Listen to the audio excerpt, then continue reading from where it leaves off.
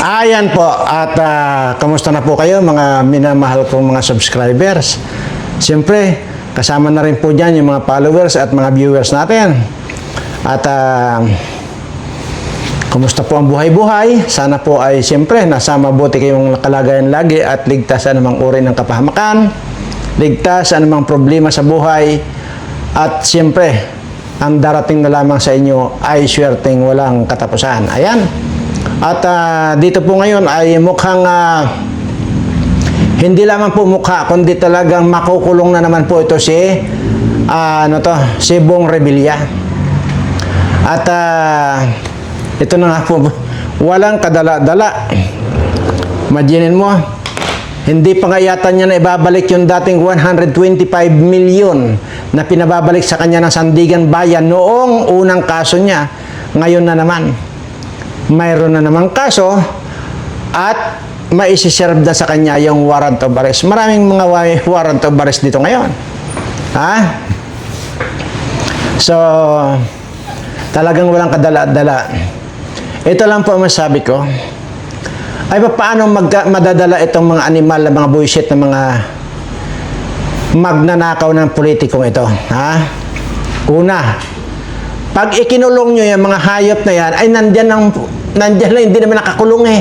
Nandyan lang sa custodial facilities lang.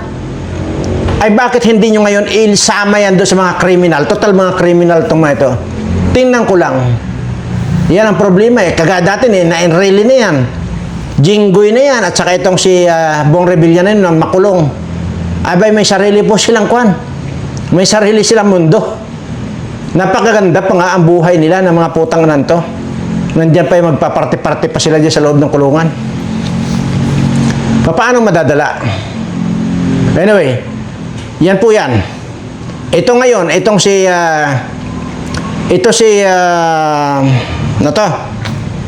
si Claire Castro na palengkira ay magbabayad ng 110 million dito kay Congressman Libiste sa mga paninira niya doon kay Congressman Libiste.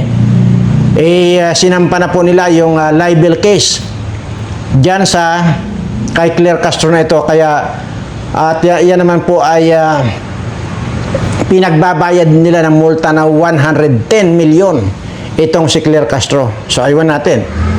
Kung hindi sasagutin ni Bangag yan, yung ibabayad ni Claire Castro na yan, mauubos lang din yung ibinayad sa kanya ni Bangag dahil dyan sa kasong yan. Ha? At sige, ikan ko na lang, papanood ko lang po sa inyo to para sa ganun ay na po tayo, lagi tayo mayroong tayong pinanghahawakan dito. No?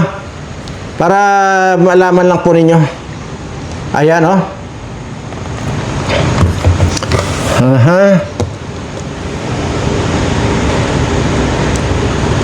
O, ito na po, ha. Okay. So, ito na po siya. Wala nang visa, wala nang saysay ang prangki.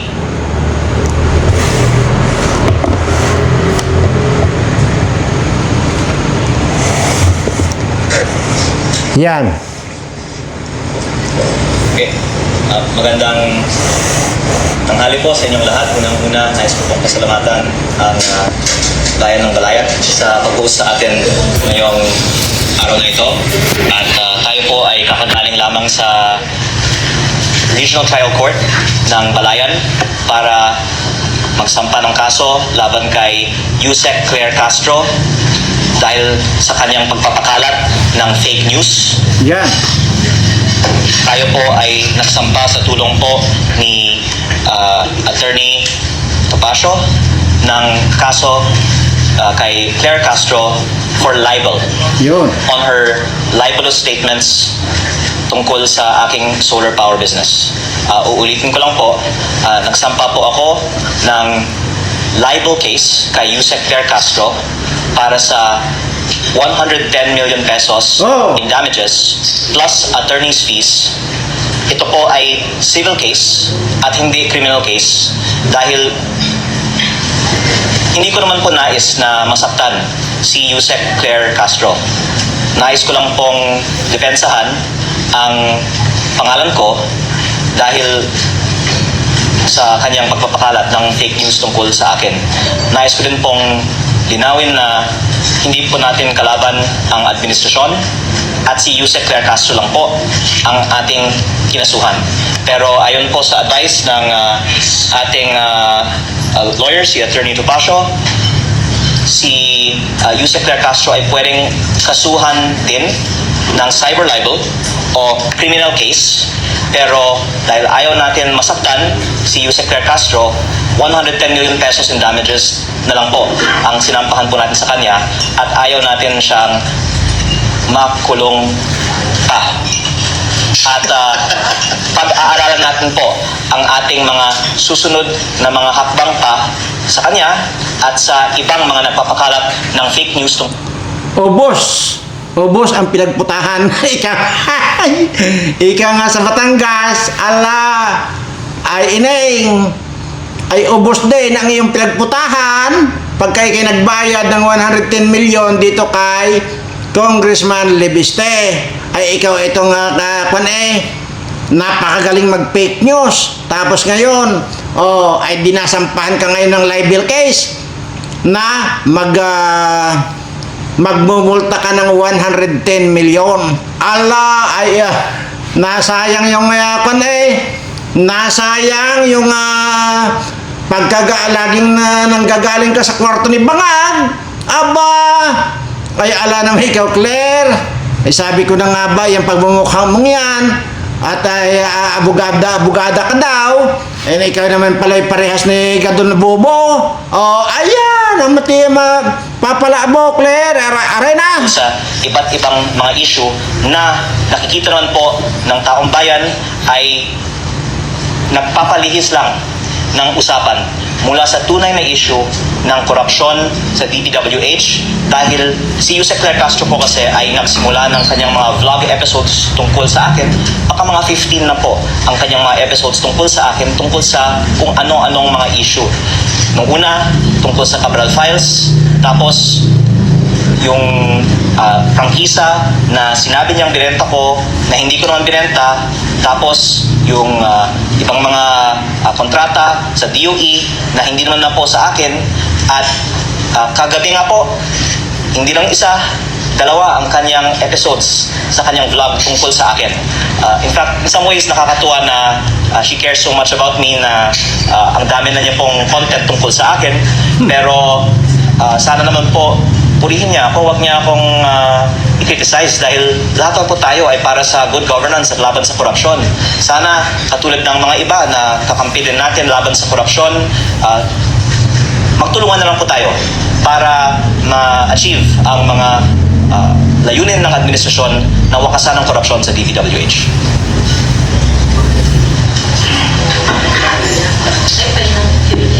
Pwede na po, talkback. Talkback na daw sabi ng Chen Alpha eh. Okay, Congressman, galing kasi ko to sa 102.3 FM ito sa Batangas. So, ito po bang mga parang fishing expedition sa pagbuka ng mga issue laban sa iyo? Sa palagay mo po ba, Congressman Leandro, ito po ba ay hinggil doon sa mga expose, doon sa mga Cabral Files, Cabral Files na iyong isiniwalat sa publiko? At saan patungo itong mga nangyayari ito? Ang taong bayan na po ang pwedeng maghusga na nung lumabas lang yung Cabral Files, doon nagsimula yung mga matitinding atake nila laban sa akin. At si Yusek Claire Castro ang pinaka-high profile na example nito dahil sa dami nga niya po ng mga vlog episodes tungkol sa akin matapos lamang kong nabanggit na ako po ay in possession ng mga Cabral Files. At Ala, ay para sa akin, ay hindi lamang dapat itong si itong si Taratara, itong si Claire Castro ang makasuhan. Ay dapat maging itong si Boying na mukhang panggatong. Ay digay siyang galit ng galit. Ang sinasabi na ay ang bata-bata raw ay pinagkakitaan yung prangkisa nung kanyang solar energy. Ay yan naman pala ay hindi yun ang ibinintan Libiste yun pala ibang kumpanya.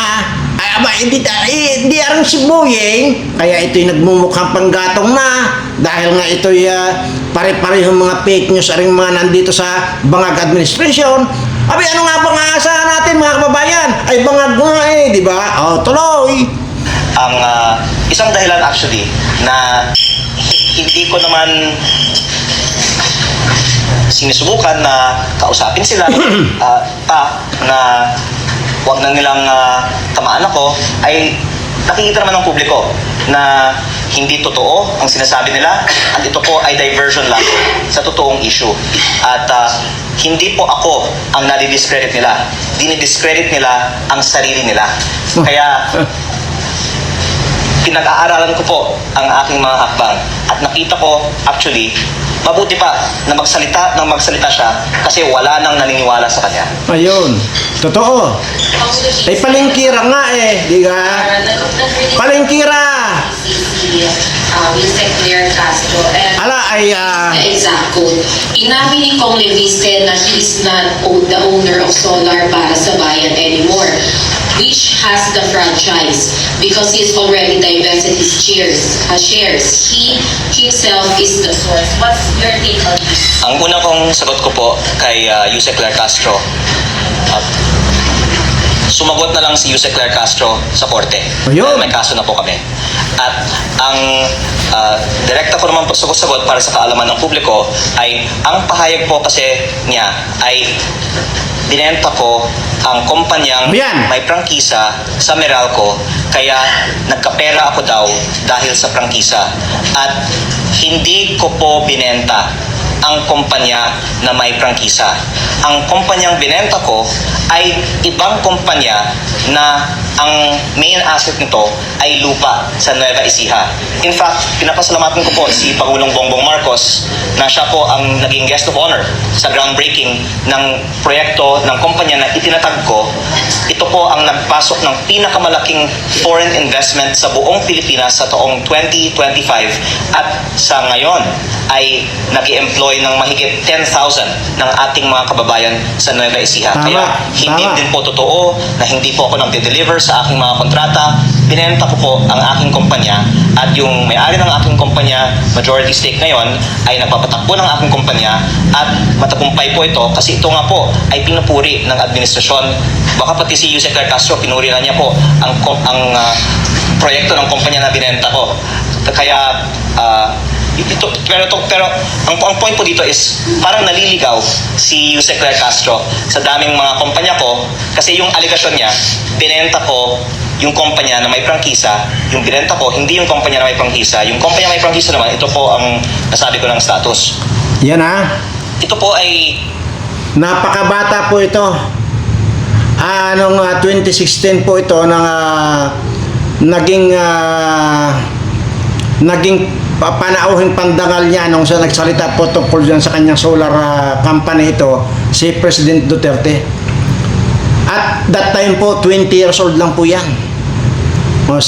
Imaginin mo, ganun kabata, bilyonaryo na.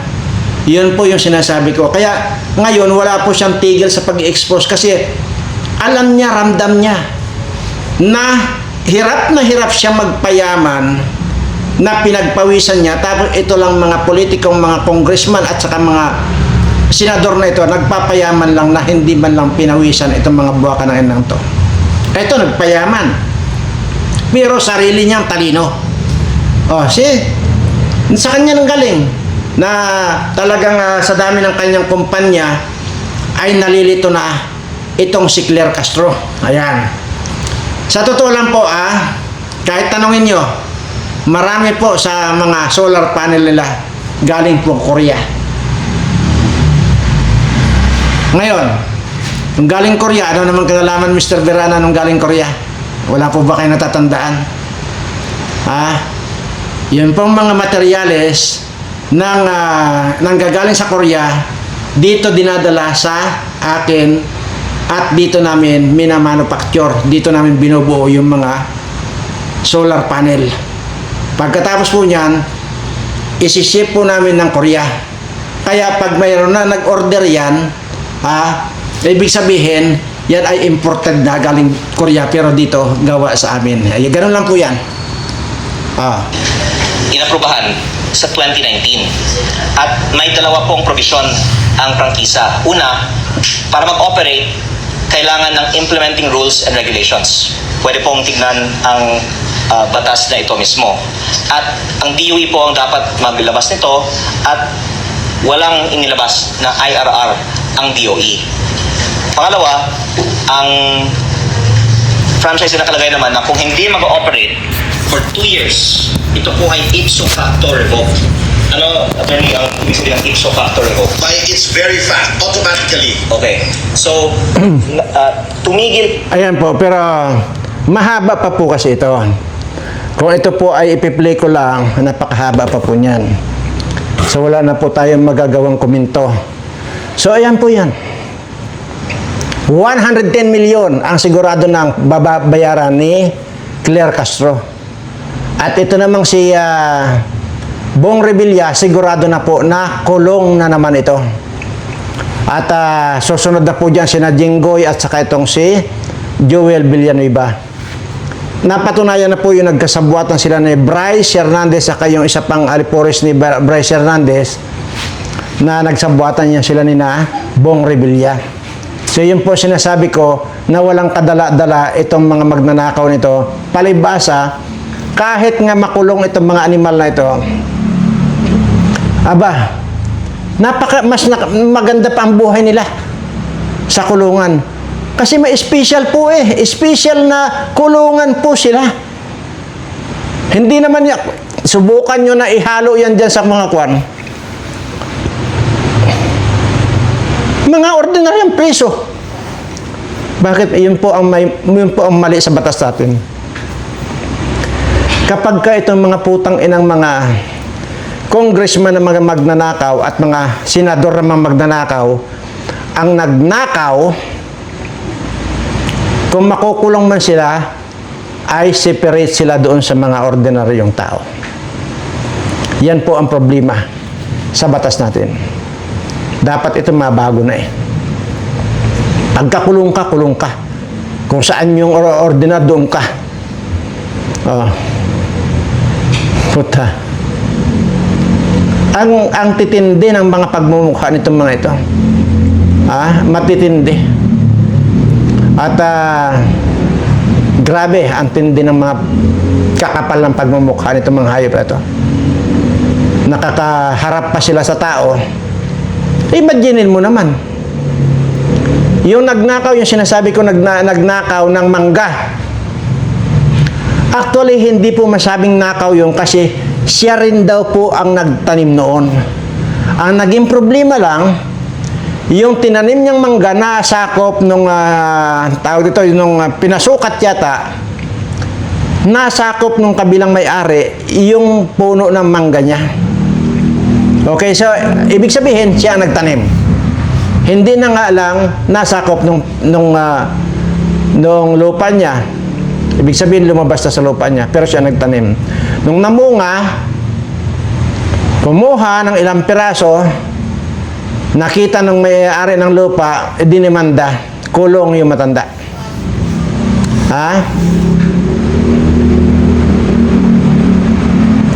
Yung iba naman dyan, nagnakaw ng manok, nung nahuli, binugbog na, kinulong na agad.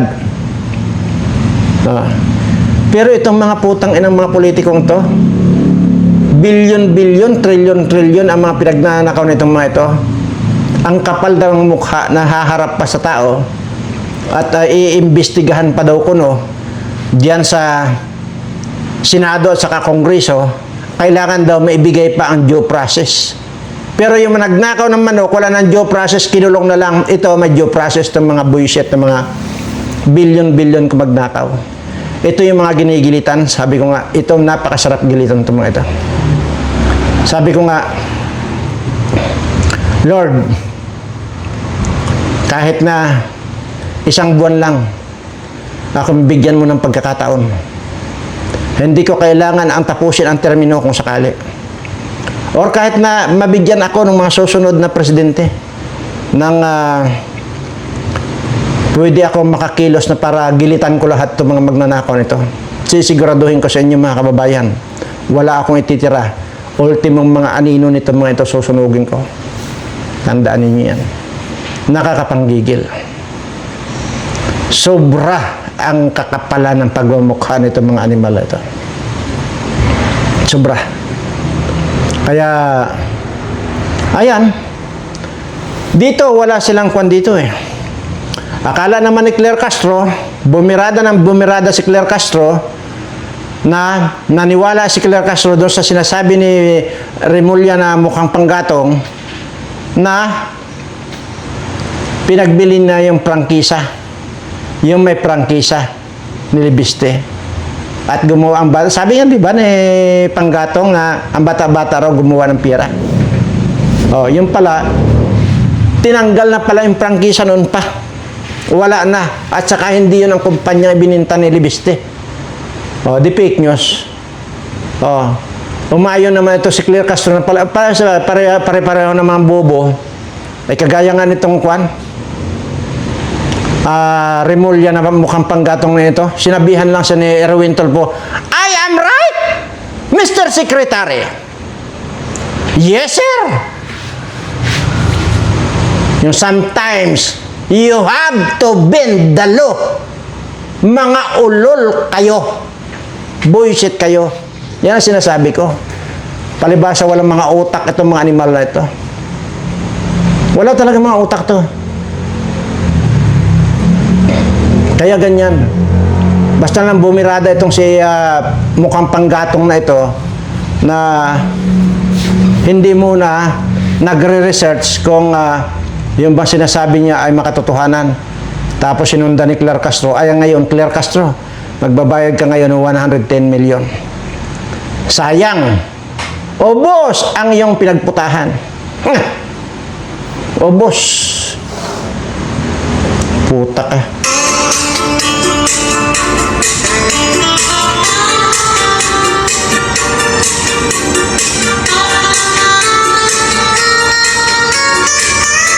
Ayan po, bago maubos yung oras ko dito sa mga putang inang mga na ito, congressman at mga senador na mga magnanakaw, wala naman po. Ang tingin na talaga sa inyo, mga putang ina ninyo, talagang mga magnanakaw kayo, hype kayo. Kaya kung ako sa inyo, magbigti na lang kayong lahat. Magbigti na lang kayong lahat. Yan lang masasuggest ko sa inyo. Dahil wala na. Sirang-sira na yung mga pagmumukha ninyo sa taong bayan. Anyway, sabi ko nga po, bago maubos ang oras ko dito sa mga hayop na ito, ay isisigway ko lang po muna ang topic ko. At doon po sa mga nagtatanong, yung mga masasakit ang mga tuhod. Masasakit yung mga buto-buto doon sa mga talampakan ninyo, sa tuhod ninyo, kung saan sa mga balakang ninyo, yung mga masasakit po na yan, yung tinatawag po yan na gout. Ayan, gout nga. Yung, ano yung tawag niya sa inyo yan? Rheuma. Ayan. Masasakit ang tuhod. Yung mga join-join ng tuhod ninyo. Talampakan. Naku po. Isa lang po yung mga dapat ninyong papakin eh. Sa totoo lang po. Ang kailangan lang po ninyong papakin dyan, isa lang muna ang ibibigay ko sa inyo.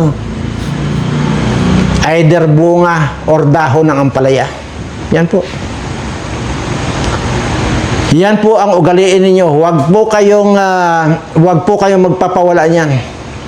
Dapat kada kumain kayo, laging mag-intake kayo ng ampalaya. Dahon or bunga. Or either papakin nyo na yan. Yang, na yan. Yang dahon or kwan. Marami naman pong kanyan eh. Marami pong paraan kung para hindi maging mapait lahat yan.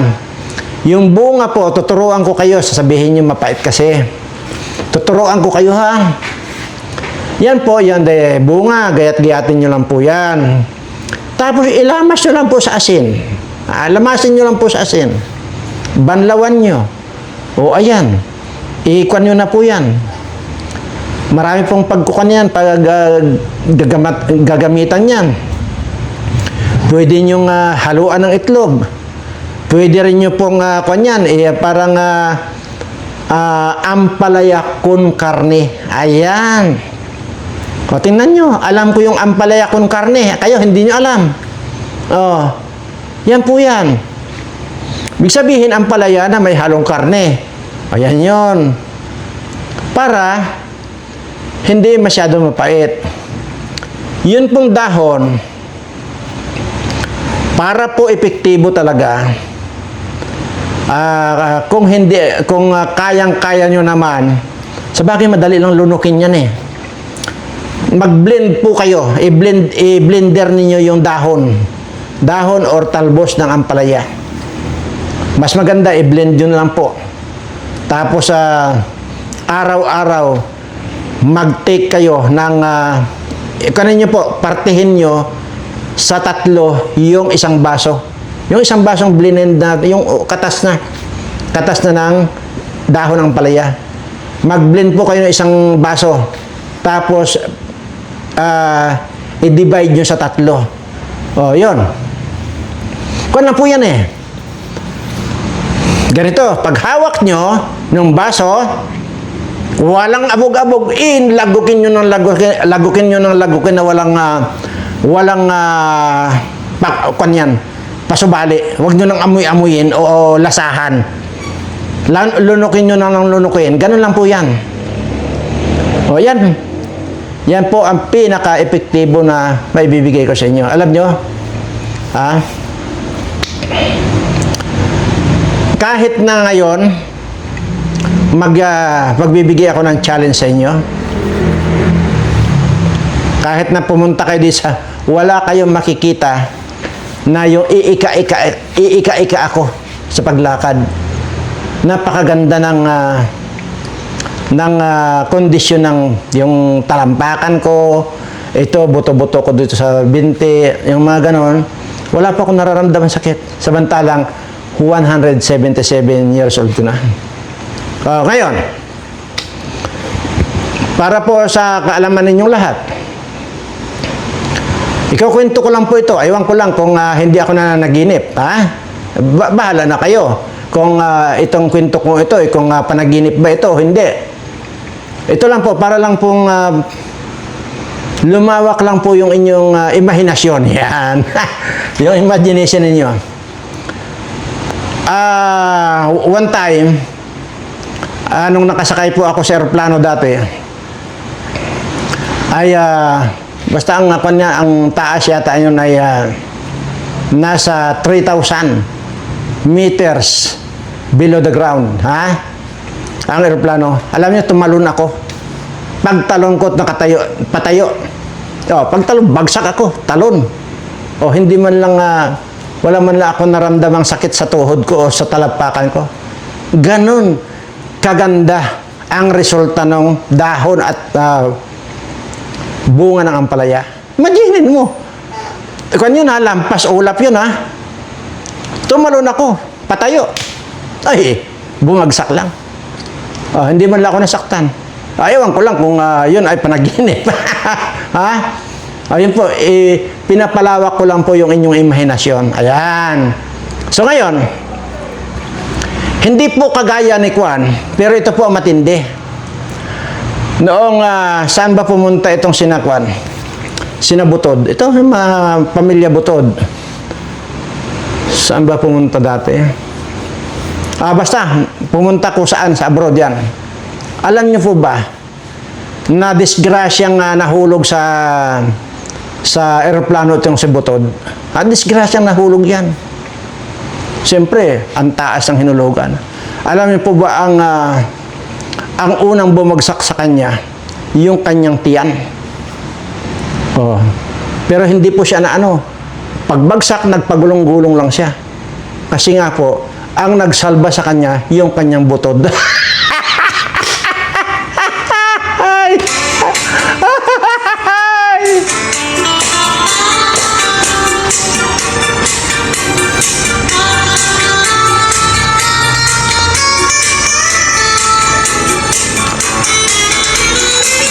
Hindi ko na po kailangan magpaliwanag kung yun po ay nagbibiro ako o hindi, Bahala na po kayo. Pinagpaunahan ko naman po sa inyo na hindi ko alam kung nananaginip ako nung tumalon ako sa aeroplano. Ayun. Pero yun po, hindi po ako nagbibiro doon sa dahon ng ampalaya. Ala, kasi kung tatanungin nyo sa akin, kumakain ba ako niyan? Abay, isa po yan. Pagdating po sa mga dahon-dahon, pagdating sa mga ganyan talbos-talbos, yan po ay mga kinakain kong regular. Talbos ng kamote, talbos ng kangkong, talbos ng ampalaya, talbos ng yung violet. Alugbati, yan pa, alugbati, nako. Napakaraming benepisyo ang alugbati. At kahit na kahit na mag-research kayo, pero kako na po yan, matagal na pong ipinapakilala sa inyo yung mga dahon-dahon ng mga ampalaya, bunga ng ampalaya. Hindi lamang po yan doon sa mga arthritis ninyo. Sa diabetes din po. Yan. Sisiguraduhin ko po sa inyo na kapag yan ang pinanatili ninyong kainin, walay yung mga kung ano-anong mga gamot sa mga kolesterol na yan, mga statin, sartastatin, mga ganyan, nasisirain lang yung kidney ninyo. Samantalang itong ampalaya, nako, maging yung dahon ng bayabas, akala ninyo panglanggas lang yan ng bagong tuli. Hindi po. Napakarami pong benepisyo yang dahon ng bayabas na nilaga. Inumin po ninyo. Yan yun. Lahat po yan. Ano ba yung mga hindi, ganito lang ha. Baka sabihin kasi ninyo nagtuturo ako, baka hindi ko naman ginagawa. Ganito lang po yan. Sa sarili ko lang po ha, sarili ko lang. Kung ano yung mga kinakain ko. Okay. Umiinom ako ng dahon, nilagang dahon ng bayabas, dahon ng bangga, dahon ng guyabano. Yan ang mga pinaka-tsa ko. Pinaka-kape ko. Yan. Pagkain na yan, pati yung ko na yan, yung malunggay, nako, yan nalilimutan ko sabihin sa inyo, yung malunggay, isa rin po yan. Basta lahat po yan, kinakain ko po yan. Ako mismo, ayan po ay araw-araw kong kinakain yan. Sabi nga ng mga tao ko rito, para tuloy kambing ka, sir. Sabi ganyan, wala man lang ako makitang kanin na kinakain mo, puro mga dahon at puro mga talbos yan. Ay, alam nyo naman kako na matagal ng panahon hindi ako kumakain ng kanin. Pero yan po, yan mga yan, basta itong mga, yun na lang kinakain ko, sundan nyo na lang. Yan, kinakain ko po lahat yan. Kita nyo naman. 177.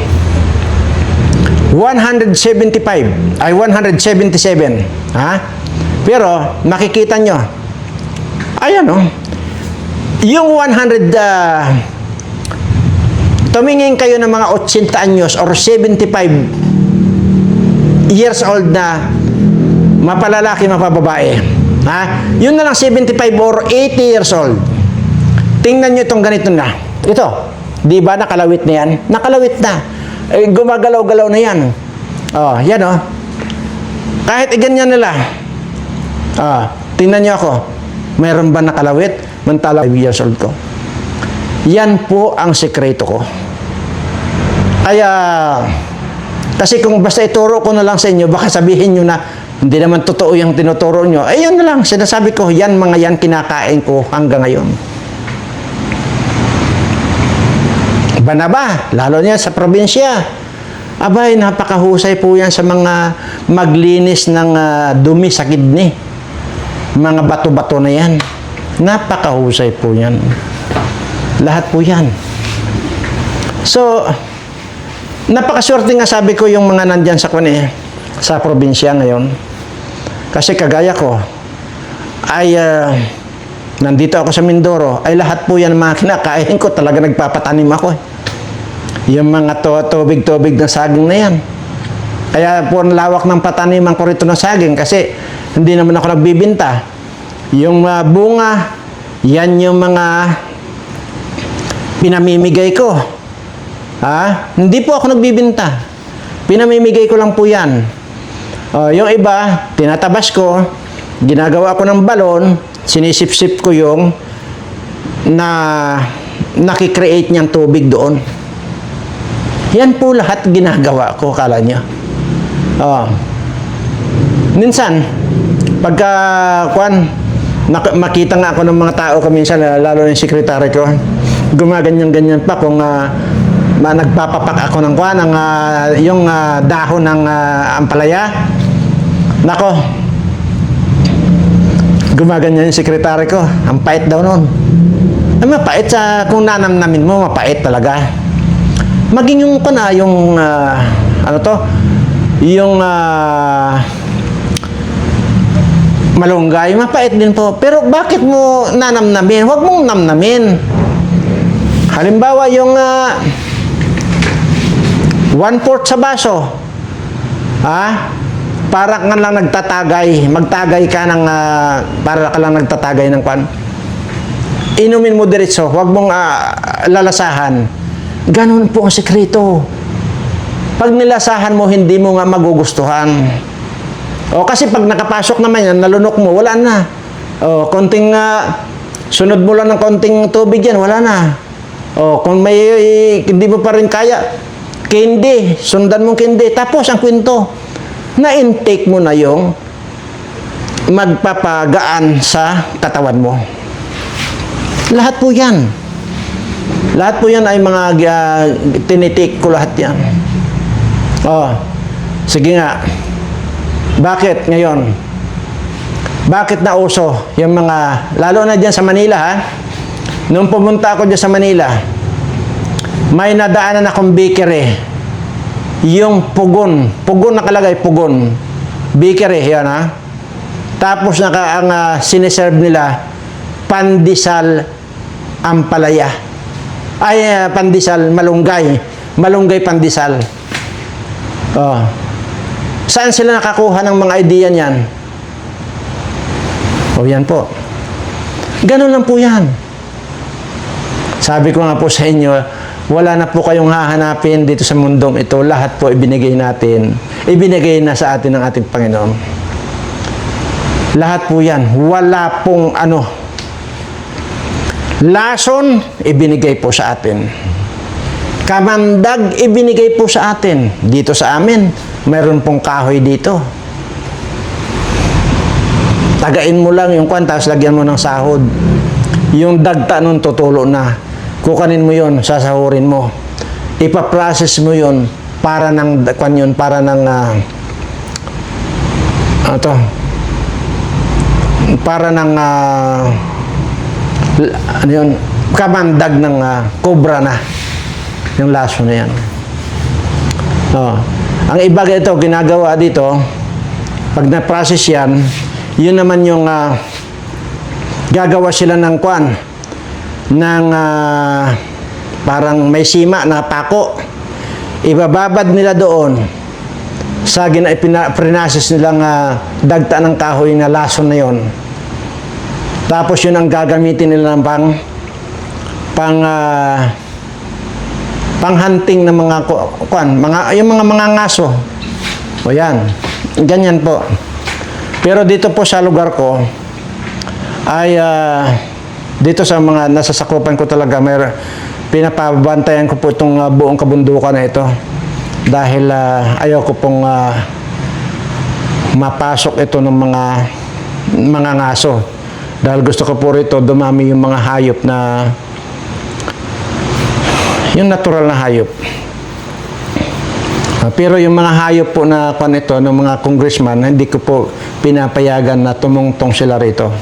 Iba po kasi ang pagkahayop nitong mga congressman at mga senador. Nakakaperwisyo po itong kahayupan nitong mga magnanakaw na ito. Not like itong natural na mga hayop ay... Kaya nga po yung kwan, nakakalungkot po rito sa amin na madalang ka na po makakita rito ng tamaraw. Nandito po kasi sa amin ang tamaraw sa Mindoro. Pero dahil nga po doon sa mga katutubo na talagang hinahanting nila yung mga kwan. Pero yung mga kwan naman po, yung mga nakakilala na sa atin na mga katutubo dito, hindi na po, tinigil na po nila. Dahil sinasabi ko, wag nung papatayin ka po. Kung may pangangailangan kahit nagugutom kayo, pumunta lang kayo doon sa akin, bigyan ko lang kayo ng bigas. Sabi kong ganyan, at wag nyo lang patayin ka ako yung mga tama raw na nandito na natitira. Wala na pong 1,000 yung mga tama raw namin dito. At yun nga, napakalayo na yung mga tama raw. Yun po nakakalungkot dito. Pero darating po ang araw dahil ito naman po ay winurok out ko na paramihin itong mga nandito sa amin na tama raw. Ayan, at sana po ay nakapagbigay na naman ako ng konting kaalaman sa inyong lahat tungkol doon sa mga kinakain. Yan pong itinuturo ko, ako mismo ang kumakain. Kaya wala po kayong dapat na questionin sa akin. At nakikita nyo naman po, dito naman po sa itsura ko, pinakita ko naman po sa inyo. Pumunta po kayo, ganap kayo ng 80 to 70 to 80 years old. Pag tinaas nila yung kamay nila, nakalawit na po yung dito nila. Yan. Ayan. So, ibig sabihin, so tama yung mga kinakain ko. Okay? So, sana po ay nag-enjoy kayo dito sa pakikinig. Nang madalas ko naman sinasabi na walang kakwenta-kwentang topic. At pero, may pasubali yon. Darating ang araw, marirealize ninyo, napakahalaga pala itong mga tinatopic natin. Maraming salamat po at sa lahat po ng aking mga subscriber. At ganun na rin po doon sa mga nanood. Pero alam ko po, yung mga nanood dito magsusubscribe na ngayon. Ayan. O, kaya, pag nag-subscribe kayo dito, kasali na po kayo doon sa sasabihin kong mahal na mahal ko po kayong lahat. Maraming salamat po.